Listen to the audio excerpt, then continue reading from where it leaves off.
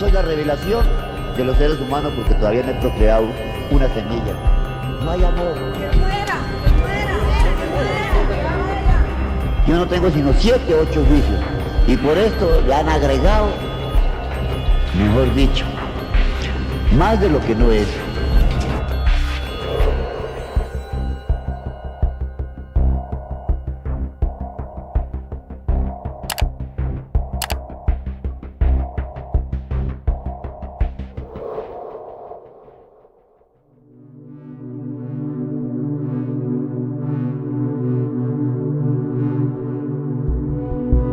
Pedro Alonso López nació el 9 de octubre de 1948 en el municipio de Venadillo, ubicado en Tolima. Su madre se mudó a Santa Isabel cuando él tenía 6 meses de nacimiento, en plena era de violencia. Todo esto se daba cuando el periodo de guerra civil se declara como una auténtica masacre, teniendo un total de 200.000 muertes. Pedro era el 7º hijo de un total de 13 hermanos. Todos eran hijos de una trabajadora íntima llamada Benilda López, originaria de Castañeda. Debido a muchas situaciones, Pedro nunca tuvo una infancia feliz por la violencia que lo rodeaba. No solo el excesivo control de su madre sobre su vida, sino también la gran ausencia por parte de su madre y sobre todo por parte de su figura paternal. Megdardo Reyes, el cual fue asesinado luego de 6 meses de su nacimiento. Su familia vivía en una única habitación con cortinas que los separaban a cada uno, por lo que él y sus otros 6 hermanos siempre escuchaban cómo su madre tenía relaciones íntimas con sus clientes. En 1957, con tan solo 9 años de edad, fue sorprendido por su madre cuando intentaba mantener relaciones íntimas con su hermana menor. Luego de dicho suceso, fue desterrado de su casa. Aunque su madre ya había tenido la tentación de hacer esto mucho antes, esto debido a que en repetidas ocasiones peleaba con cuchillos, metía de vez en cuando sustancias, además de que las autoridades lo reportaron varias veces intentando robar viviendas y buscando comida en basureros públicos. Fue entonces que se volvió un vagabundo andante por las calles de Bogotá, un zombi que deambula en el corazón de una ciudad que ignora a los habitantes de calle. Poco después, el hombre fue abusado íntimamente en varias ocasiones. Aunque su suerte parecería cambiar cuando a sus 12 años fue adoptado por una familia estadounidense, lastimosamente su vida volvería a ser igual de trágica cuando un abuso por parte de uno de sus profesores lo obligó nuevamente a abandonar su hogar y volver a sus andanzas por las calles. Para Pedro, las palabras amor y familia no tenían ningún significado verdadero y eran cosas que nunca fueron compatibles con él. A sus 21 años fue encarcelado por los crímenes de hurto. En la misma prisión fue nuevamente abusado por 4 presos. Él mismo decidió no volver a ser una víctima, quebró y días después los asesinó. Dicho crimen fue catalogado como homicidio en defensa propia, por lo que su condena solo se alargó 2 años. Fue el hecho y el placer de asesinar a las personas que lo usaban como juguete íntimo en su estadía de prisión que pudo experimentar un gran placer. Fue entonces que su adicción por la sangre brotó al monstruo que poco después cobraría la vida de cientos de personas a lo largo de sus viajes.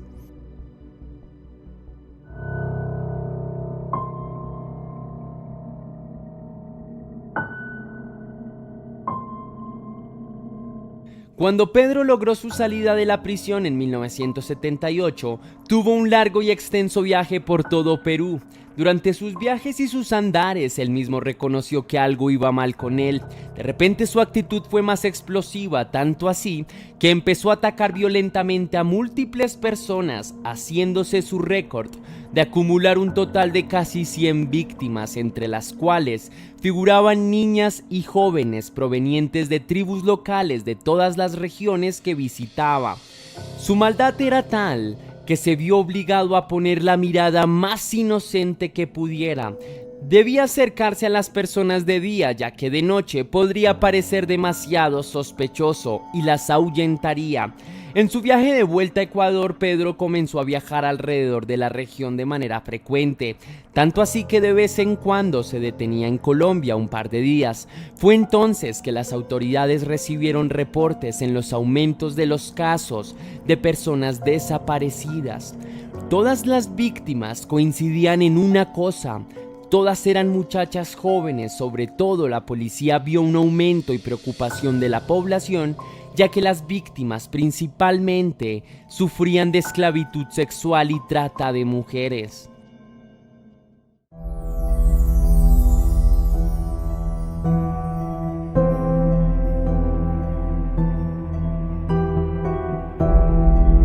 Aunque las autoridades trataron de investigar sus andadas, su caso lastimosamente nunca arrojó ninguna denuncia en su contra. El único registro que se tiene sobre algún tipo de justicia aplicada sobre Pedro es un secuestro por parte de un grupo de ayacuchanos. Esto se dio en el centro del sur de Perú, mientras él intentaba secuestrar a una niña de tan solo 9 años de edad. En abril de 1980 ocurrió una riada enojada en Ambato, Ecuador, lo que causó que las autoridades tomaran nuevamente el archivo.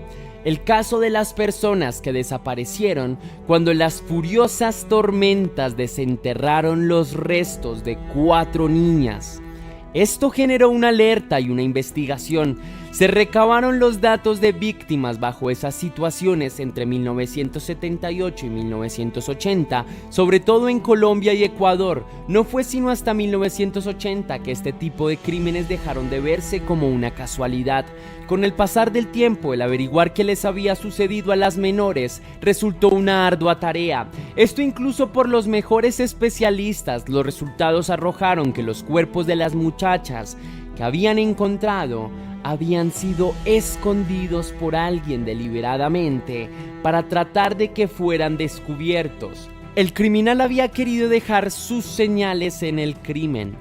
Existe una declaración por parte de una misionera de la zona, la cual lo detuvo cuando intentó cobrar la vida de otra menor.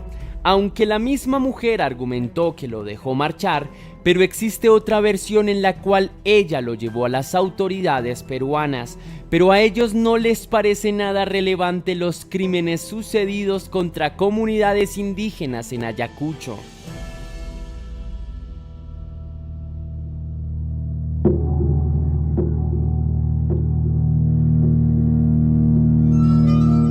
Las búsquedas del criminal continuaron por todo Ecuador. Las autoridades se movilizaron rápidamente para encontrar al homicida, pero todas las pistas eran inconclusas y cada pista que encontraban sobre su paradero llenaban el caso de aún más dudas. Encontrarlo se hacía una tarea imposible hasta que Pedro decidió raptar a Mary, una niña que en ese momento se encontraba en un supermercado. Su adicción por la adrenalina lo llevó al punto de querer cometer sus crímenes a plena luz del día. Fue capturado, pero no quiso soltar ni una sola palabra sobre sus delitos. Él sabía qué había hecho, el por qué estaba en ese lugar, pero mantuvo una ley del hielo ante las autoridades durante mucho tiempo. Ante su pertinencia, los encargados del caso decidieron analizar su caso buscando una salida a la cual encontraron al indagar en la fe católica, fe en la cual era creyente, por lo que la única manera de llegar a él fue a través del sacerdote Córdoba Gudiño. Fue gracias a él que se consiguió una manera de que hablara. Fue el conducto que utilizaron para sacarle todo lo que escondía sobre sus crímenes. Las autoridades consiguieron diálogo después de mucho tiempo. Del peligroso criminal obtuvieron la oportunidad de todo tipo de declaraciones dadas por el mismo Pedro Alonso. Contó a vivo detalle qué hacía con cada una de sus víctimas. Primero, las obligaba a tener relaciones con él. Esto mientras les ponía su mano alrededor de su garganta. Era al salir el sol que las estrangulaba. Esperaba hasta la mañana siguiente, ya que así la luz del amanecer iluminaba los ojos de sus víctimas y se podía ver a sí mismo en sus ojos cuando las asesinaba. Para él era un momento divino, ver cómo se iba apagando la luz de los ojos de las jóvenes, todo esto mientras él se ahogaba en su placer de matar a alguien. La policía siguió interrogando, a pesar de lo asqueroso y pervertido que sonaba cada vez que contaba sus anécdotas con sus víctimas. Todo lo que les hacía por complacerse y por llegar hasta el máximo punto de placer. Luego de profanar su cuerpo estando vivas y matarlas, procedía a tener relaciones con sus cuerpos ya muertos. Luego de ello, las enterraba para no ser descubierto y sus principales víctimas y sus preferidas eran las menores de origen andinas. De ahí fue nombrado como el monstruo de los Andes. Se conoce que en Perú mató alrededor de 100 niñas, entre las cuales figuraban entre 9 y 12 años, y se sabe que tuvo tantas víctimas como calles recorridas en sus viajes. Pedro fundamentó que sus crímenes fueron causados por la dura infancia que le propició su madre y sobre todo las aberraciones que pasó durante su vagancia en las calles. Argumentó que perdió su inocencia apenas a sus 8 años y eso fue la fuente de su inspiración a arruinarle la infancia a otros, tal y como lo hicieron con él. Prefirió niñas ya que son víctimas mucho más fáciles al ser personas dóciles y confiables. Son más inocentes, en especial las niñas ecuatorianas, que en su experiencia, las niñas provenientes de Colombia le desconfiaban más. Una vez que las niñas estaban muertas, cavaba un hoyo en el cual las enterraba siempre en grupos de 3 o 4. Lo más aterrador es que siempre las escondía y les dejaba un fácil acceso. Esto para así poder visitarlas luego. Fue así que bautizaba a sus víctimas como sus muñequitas. Era muy usual que incluso conversaba con sus víctimas en el momento que él se aburría de ellas. Buscaba nuevas niñas con las cuales pudiera charlar. A los policías presentes se les hacían incoherentes las declaraciones. Dudaban mucho de su testimonio, aunque todo fue claro cuando les habló de manera egocéntrica, orgulloso de sus crímenes. Tanto así que él mismo los dirigió a los lugares donde enterró sus víctimas. Las autoridades se encontraron con 74 cuerpos con signos de abuso íntimo. En un principio las autoridades solo reportaron esa misma cantidad de denuncias, pero él mismo les confesó que eran aún más. Eran 110 en total las que él indicó. Las declaraciones del criminal los dejó con la piel de gallina y con una sensación horrible. Les contó que en sus viajes por Perú, Colombia y Ecuador, un total de 300 menores murieron, más del triple de las que las autoridades sabían en un principio.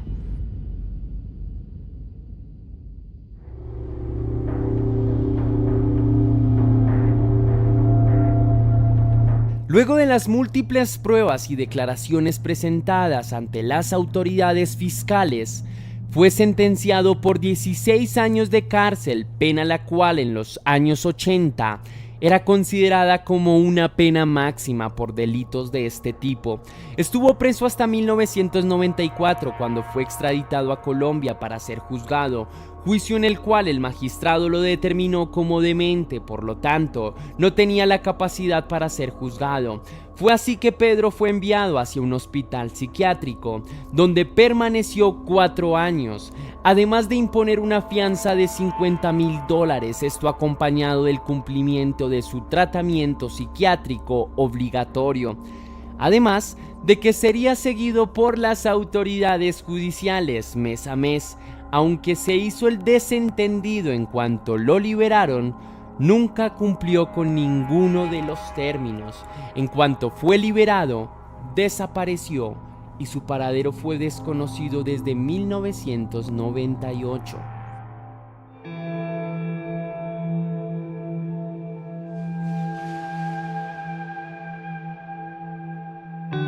Todos estos sucesos eran de esperarse cuando en el centro psiquiátrico confesó que la muerte le parecía apasionante y excitante. Algún día deseaba que una vez libre sentiría ese placer de nuevo, estaría encantado de volver a matar. Los exámenes psicológicos lo denominaron como sociópata antisocial sin conciencia y sin empatía, engañoso y manipulador. En 2022 la Interpol emitió una orden de búsqueda y captura contra Pedro Alonso, ya que existieron casos de asesinato con pistas similares. Entre las principales denuncias se encuentra la hecha por una menor del Espinal, una zona donde él frecuentaba mucho secuestrar. Además de que 10 años antes se reportó un caso de una niña en Tunja, un municipio de Colombia, en el cual se halló una menor degollada. El modus operandi era el mismo que el del monstruo de los Andes. El sanguinario criminal le dedicó unas últimas palabras a su madre, fue presencialmente con ella, no se mostró violento ni le gritó, no la culpó de nada. Quien imaginaría que tal persona podía comportarse así frente a la que él mismo confesó que fue la responsable de él durante la dura etapa, que lo inspiró a ser el criminal que era. Llegó frente a ella, le exigió dinero y nunca más supo de él.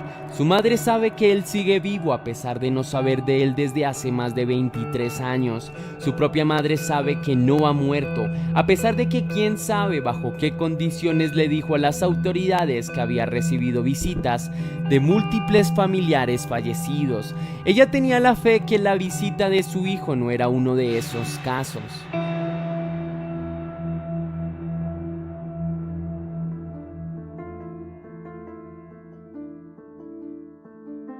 Pareciera raro que el que hace unos años era el asesino más buscado por las autoridades, aquel que confesó incluso dónde estaban los cuerpos de sus víctimas y se sentaba en una silla a confesar sus crímenes, desapareciera como un fantasma.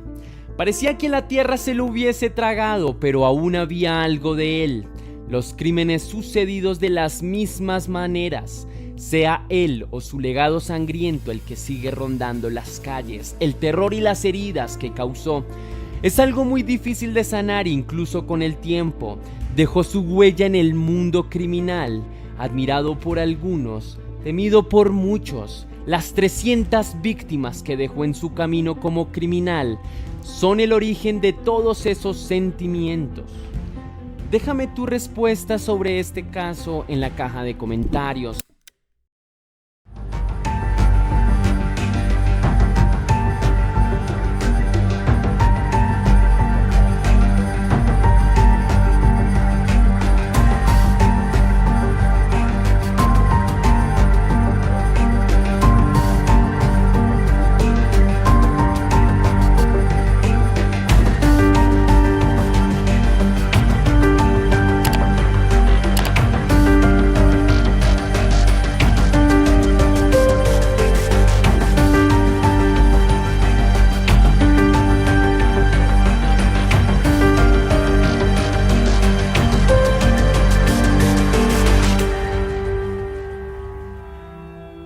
El sábado 30 de julio del año 2016 había empezado de manera común y corriente para la mayoría de habitantes del Distrito Federal de México. El sol empezaba a proyectar sus primeros rayos de luz sobre las calles y edificios de la ciudad. Auguraba un día despejado y espléndido. Desafortunadamente el panorama cambió radicalmente hacia las horas de la mañana, cuando una mujer que vivía en las proximidades de la colonia Nápoles escuchó un fuerte estruendo proveniente de la calle. En un principio la mujer pensó que había explotado un cilindro de gas o algo por el estilo. La mujer sufrió un gran susto producto de ese extraño ruido que rompió de manera radical con la tranquilidad de aquella mañana. Pese al susto, la mujer que vivía en las cercanías de la zona venció el miedo que la tuvo paralizada durante los primeros minutos y salió a explorar para ver qué era lo que había sucedido. Se dijo para sí misma que tal vez alguna persona necesitaría ayuda. Una vez en la calle, a simple vista no se veía nada fuera de lo común. No había rastros de incendio o de ninguna persona pidiendo ayuda. Esto hizo que la mujer se sintiera un poco más tranquila, así que fue recuperando poco a poco la calma. Estaba ya a punto de volver a su casa para continuar con su rutina de todos los días, Cuando no muy lejos divisó una forma extraña que le generó curiosidad. La mujer empezó a acercarse poco a poco a la figura y a medida que sus pasos avanzaban, empezó a sentir una repentina inquietud. Sus pulsaciones empezaron a acelerarse de manera súbita y de golpe se apoderó de ella una fuerte sensación de miedo y de temor.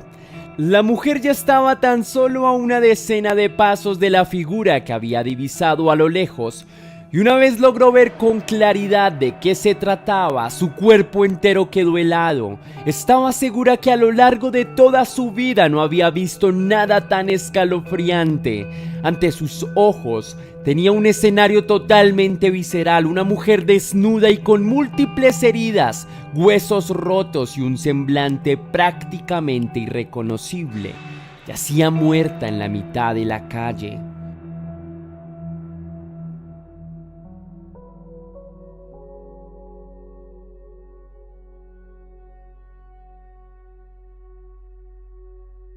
Inmediatamente después del macabro hallazgo, la mujer se puso en contacto con las autoridades, que llegaron pronto a la escena, y una vez allí empezaron a realizar el levantamiento del cuerpo y empezaron a buscar evidencias para tratar de averiguar qué era lo que había sucedido y por qué esta mujer había terminado muerta en esas circunstancias tan misteriosas y a plena luz del día. Después de las primeras averiguaciones y de las primeras pruebas practicadas por forenses, las autoridades se arriesgaron a teorizar que se trataba de un feminicidio tan frecuente en el país mexicano, puesto que la mujer tenía varias heridas en todo el cuerpo, así como signos de violencia, varias costillas rotas y por añadidura se encontraba totalmente desnuda en el momento en el que fue encontrada. Toda esta información fue mantenida durante la primera semana después de que el cuerpo de la joven fue encontrado, pero sin previo aviso la investigación tomó un rumbo totalmente distinto e inesperado que dejó sorprendidos tanto a las personas que habían empezado a seguir el caso, como a la misma familia de la joven que había sido encontrada sin vida. Las autoridades, luego de una semana de investigación, lanzaron la hipótesis de que la muerte era producto de una decisión autónoma. La joven, según la información de los oficiales, se había lanzado del último piso de un edificio cercano y que todas las lesiones que había sufrido habían sido producto del impacto producido por el golpe contra el suelo. Sin embargo, esto no explicaba todos los golpes que la joven tenía a lo largo de su cuerpo, ni tampoco las costillas rotas. Además, según la información suministrada por los forenses, la mujer había sido encontrada en posición fetal y no con las manos cubriéndose el rostro, como es habitual en los casos que atentan contra su propia vida, producto de una caída desde las alturas. Pero por ridículo que pueda parecer, las autoridades informaron que todas las heridas que la mujer tenía en su cuerpo no eran producto de la violencia ejercida en contra de ella, sino que se las había producido en el momento en el que había salido corriendo hacia la ventana. Es decir, que las fracturas en las costillas, los moretones en los ojos y en otras partes del cuerpo se las había hecho ella misma con los muebles con los que supuestamente se había estrellado en su carrera previa antes de tirarse al precipicio. Naturalmente, la reacción de la gente y en especial de la familia fue de completa incredulidad. Esta historia que la policía mexicana estaba tratando de hacerle creer a la gente no tenía ningún sentido. Lo que era bastante claro es que las autoridades estaban mostrando muestras muy claras de negligencia y que no estaban interesados en socavar acerca de los verdaderos acontecimientos que terminaron con la muerte de aquella joven.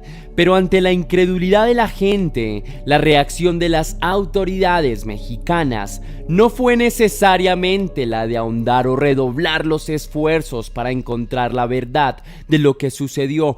Por el contrario, la Procuraduría General de México hizo un reporte oficial en el que decía que las primeras huellas de violencia encontradas en el cuerpo de la joven no podían ser tomadas como tal.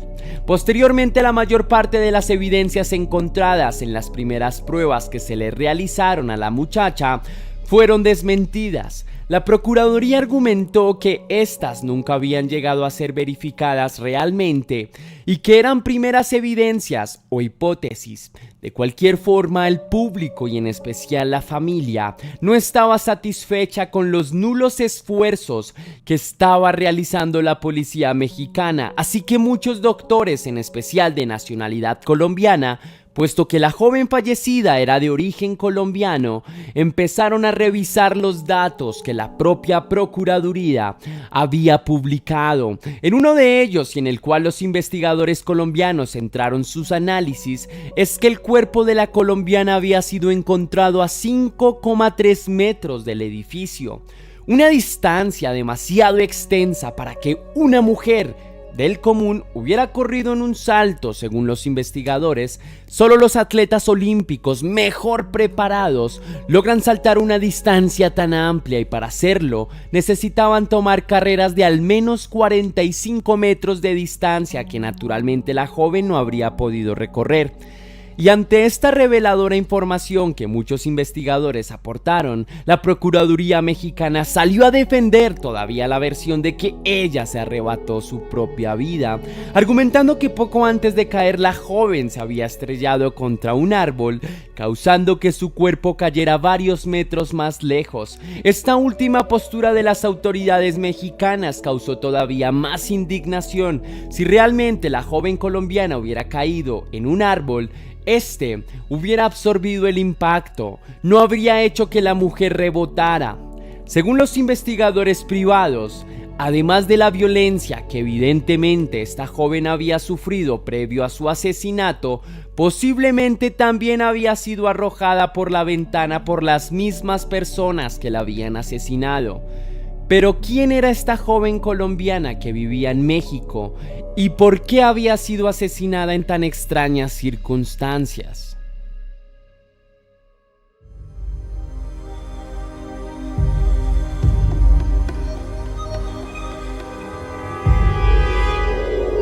Para cuando fue encontrada sin vida, Stephanie Magón tenía 24 años de edad.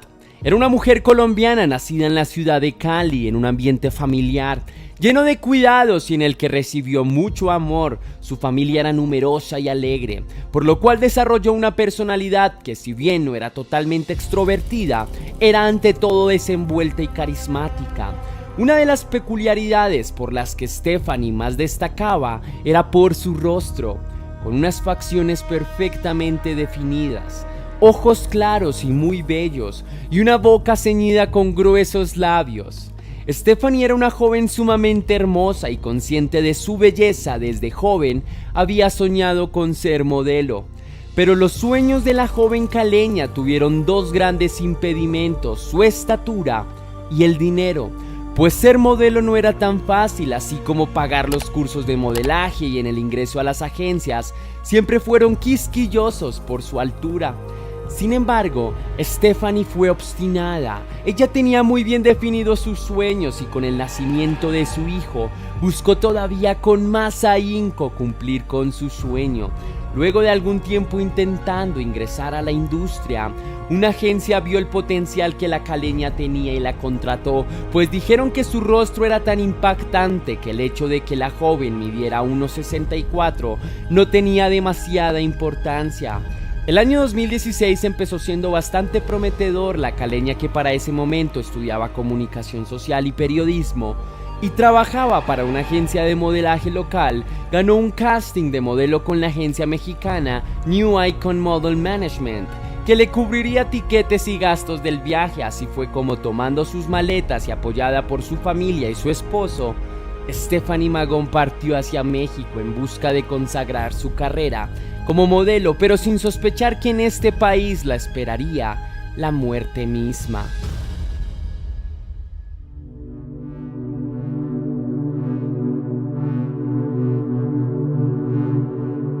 El proceso de Stephanie no avanzaba. Toda su familia presionaba para que la policía se tomara más en serio el caso, pero no se notaba demasiada voluntad de parte de las autoridades.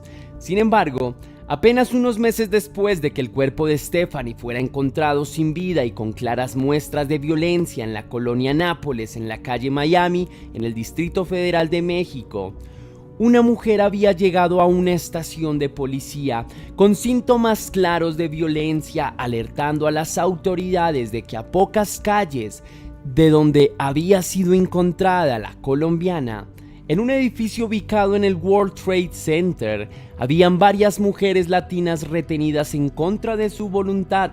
Gracias a esta joven que logró escapar de secuestro, la policía logró dar con 18 mujeres que eran retenidas en contra de su voluntad y habían sido obligadas a mantener relaciones íntimas con distintos hombres. Todas las mujeres allí encontradas eran latinas, entre las que se encontraban 10 venezolanas, 7 colombianas y una paraguaya.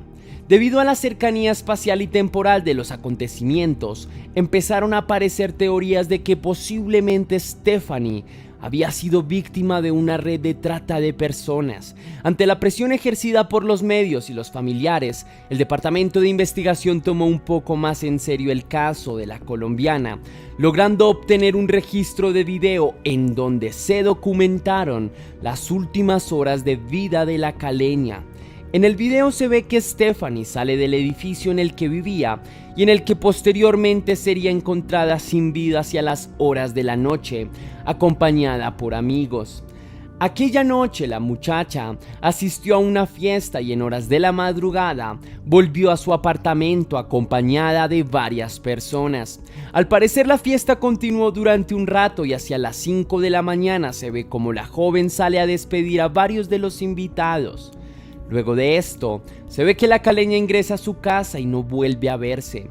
Adicional a este registro de video, la policía practicó a la joven una prueba toxicológica, encontrando que había consumido metanfetamina, droga que muy probablemente la debería haber dejado inconsciente, hecho que una vez más reforzaba la posibilidad de que la joven hubiera sido asesinada. No obstante, a pesar de esta investigación de la policía, los esfuerzos fueron insuficientes. La Procuraduría dijo que no encontró pruebas concluyentes que probara el asesinato de Stephanie Magón. Por lo tanto, y hasta el día de hoy, este asesinato sigue siendo tratado como si se tratara de una forma de haberse quitado la vida, pese a todas las pruebas y evidencias y casualidades que parecen gritar por sí mismas que es todo lo contrario. Es realmente triste ver cómo muchas veces son las propias autoridades quienes deberían asegurar la justicia las que muchas veces entorpecen los procesos y no permiten que la verdad salga a luz, pasando por alto los sentimientos de las familias y todo el dolor que esto puede generar. El día de hoy hablaremos de uno de los casos que más conmoción ha causado durante los últimos años en Colombia. Parece increíble que aún en el siglo XXI este tipo de casos sigan sucediendo con tanta frecuencia.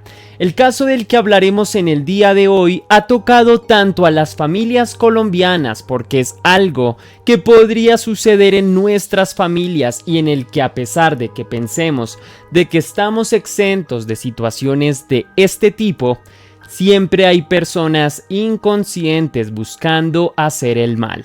Imagina que un día tu hija decide salir a beber junto con sus amigos en una noche cualquiera y al día siguiente recibes una llamada en la que te informan que tu hija acaba de morir en presencia de sus amigos y ninguno es capaz de decir la verdad ni de confesar los hechos por salvaguardar su libertad. Este es justamente el caso de Ana María Castro Romero, pero sin más dilaciones, recuerda que te habla tu amigo Tesla y te conectas a Test Misterios.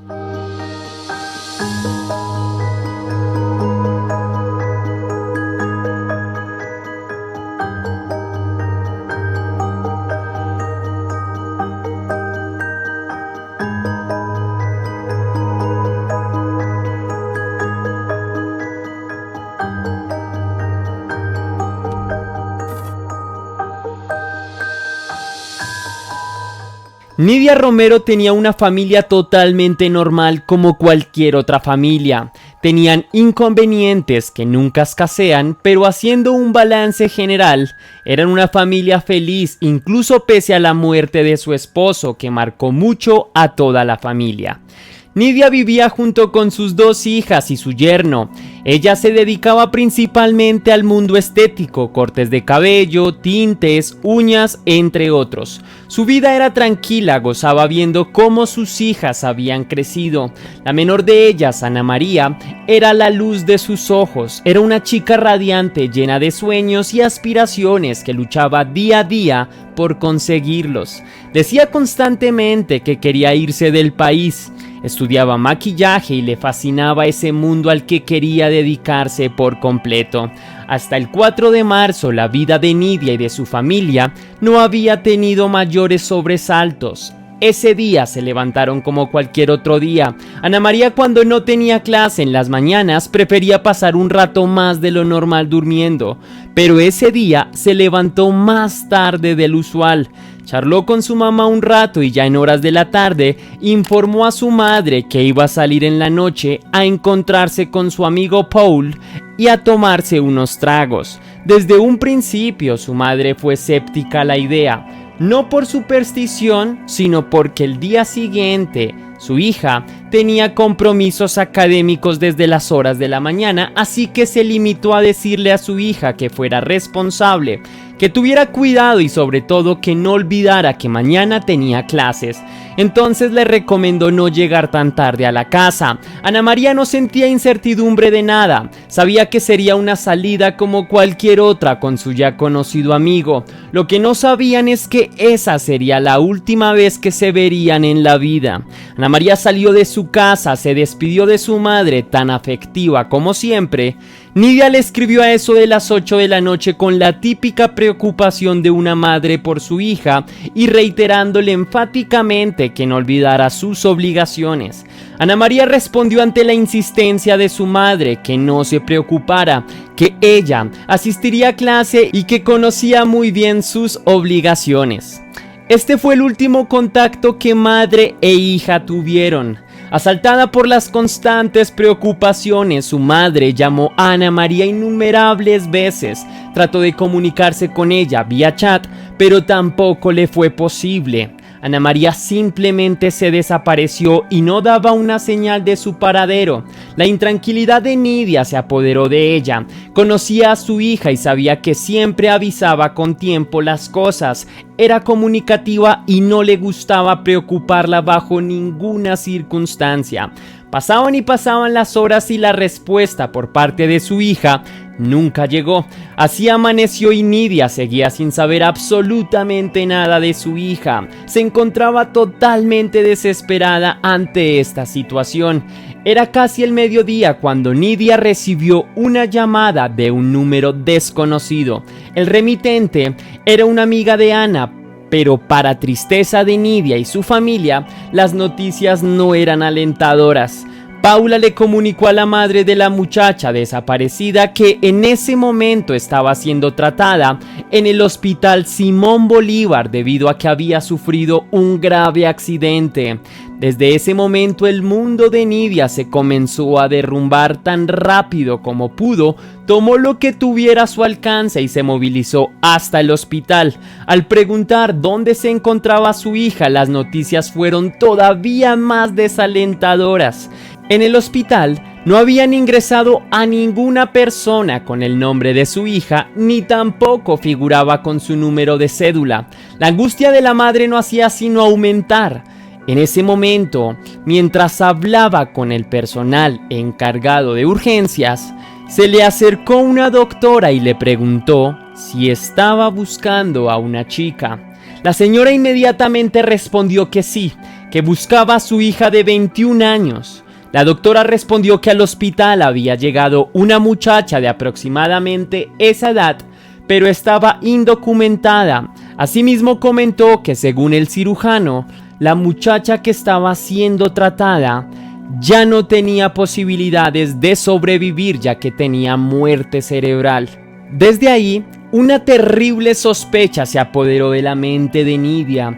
Aún así cabía la esperanza de que la muchacha no fuera su hija.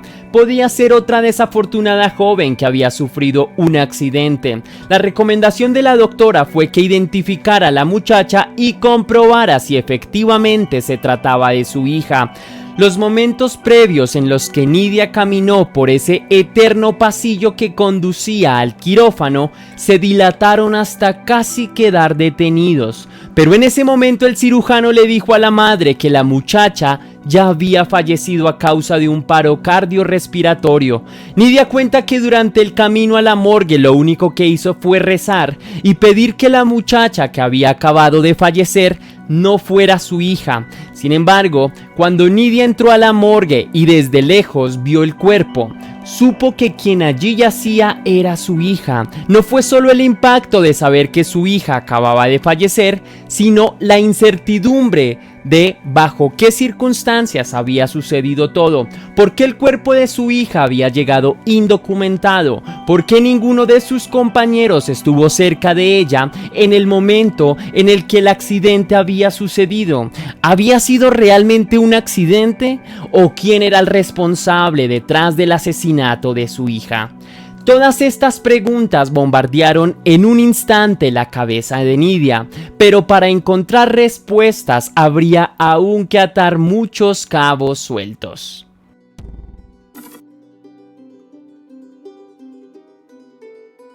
Paul Naranjo, el amigo con el que en un principio Ana María había acordado encontrarse, fue el primero en dar su versión sobre los hechos. Al día siguiente que se conociera la muerte de Ana María, las redes del hombre estaban a reventar y lo acusaban de asesinato. La versión que Naranjo entregó al público y a las autoridades es que él se encontraba junto con uno de sus amigos, Julián Ortegón, y que recibió una llamada de Ana María pidiéndole que se encontraran en un bar. Ella mencionó que se encontraba junto con un grupo de amigos en uno de los bares del norte de Bogotá. Aproximadamente a las 11 de la noche, Naranjo y Ortegón arribaron al bar donde se encontraba Ana María y relató que desde un principio notó que ella se encontraba en un alto estado de alicoramiento. Al menos esta parte de que Ana María se encontraba en un alto estado de alicoramiento pudo ser comprobada, ya que en una de las cámaras quedó registrado cómo Ana María salía ayudada del bar por Naranjo. Asimismo, el hombre relató que Ana María se encontraba acompañada por un amigo llamado Mateo Reyes y que él, desde que llegó, los vio bastante cercanos. La fiesta continuó durante un rato y Ortegón le dijo a su amigo que siguieran la fiesta en su casa, que allí podían estar más tranquilos y podía conseguir más licor. Naranjo cuenta que al carro se subieron él, su amigo, Ana María y Mateo Reyes. Los cuatro se disponían a ir a la casa de Ortegón para seguir la fiesta ya. Naranjo contó que una vez iban en camino, vio como por el espejo retrovisor Ana María y Mateo Reyes se estaban besando. Inmediatamente ofuscado, decidió bajarlos del carro, pues comentó que a pesar de que Naranjo y Ana María no tenían una relación estable como tal, llevaban algún tiempo saliendo y tenían una especie de relación no formalizada. Su relato continuó diciendo que después de bajarlos del carro, él junto con su amigo continuaron a su destino. Ahí bebieron durante un rato más y finalmente se acostaron. Esta versión de los hechos fue apoyada por su amigo Julián Ortegón, que brindó exactamente la misma información. Sin embargo, esta versión de los hechos tenía bastantes contradicciones, ya que según testigos que habían alertado a las autoridades, habían visto cómo Ana María Castro había sido arrojada de una camioneta en movimiento, quedando totalmente inconsciente y con graves heridas. Así pues, quedaba todavía escuchar la versión del otro individuo que iba en el carro, Mateo Reyes.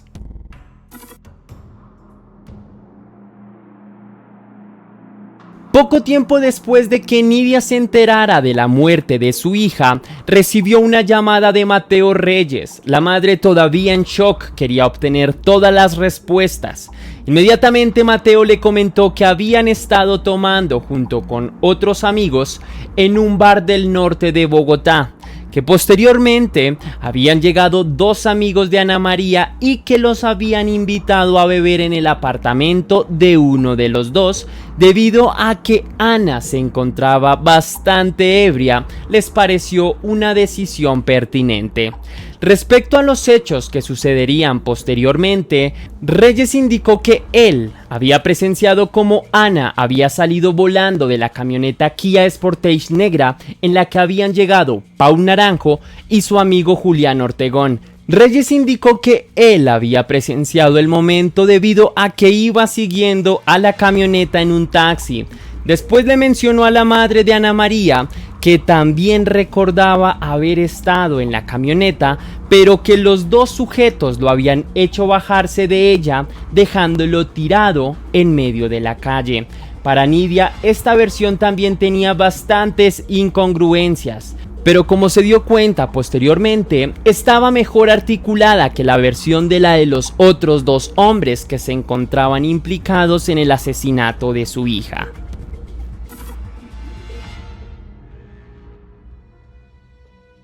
Después de varios meses de investigación, los oficiales de la policía concluyeron que efectivamente Mateo Reyes se había bajado del vehículo previo al suceso de Ana María, por lo cual la muchacha había estado durante un periodo considerable de tiempo dentro del auto, en alto estado de embriaguez e indefensa junto con los dos hombres.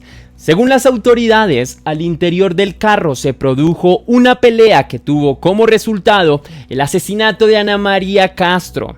2 años después del asesinato de la joven bogotana, la jueza encargada del caso y con todas las evidencias en contra de los dos hombres, los sentenció a 41 años de prisión por los cargos de feminicidio agravado. Pese a que en parte la madre de Ana María siente que se hizo justicia, aún tiene muchas dudas respecto a cómo verdaderamente se dieron las cosas. Siente también que Reyes no entregó la versión completa de la historia para mantenerse al margen de la situación y no comprometer su libertad. A día de hoy, Nidia sigue esperando que la situación se esclarezca y que los culpables confiesen cómo realmente sucedió todo. Tal vez así, a pesar de la pérdida de su hija, pueda tener un poco de calma que despiadadamente le fue arrebatada. Esto ha sido todo por el video de hoy, leyenda. Sin duda alguna, una de las mayores tragedias para los familiares de una víctima de asesinato es la incertidumbre de no saber cómo fueron los últimos momentos de esa persona a la que amaban y por qué fue tan cruelmente asesinada. Cuéntame en la caja de comentarios qué tal te pareció este video. ¿Crees que Reyes tuvo algún tipo de implicación en el asesinato? ¿Cuál crees que fue el motivo para que los dos hombres que abordaban la camioneta decidieran cometer un acto tan despiadado? Como siempre, leyenda, gracias por pasar por aquí. Recuerda que yo soy Tesla y que las dudas te acompañan. No olvides seguirme en todas mis redes sociales.